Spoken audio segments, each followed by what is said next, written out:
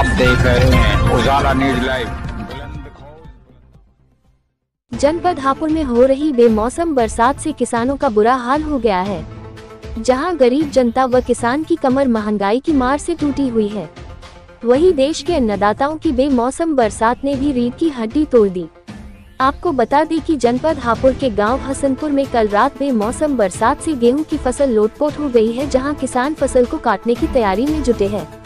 वहीं कल रात तेज हवाओं के साथ बारिश भी हो गई, जिससे किसानों की फसल काटने से पहले ही उनकी मेहनत पर पानी फिर गया।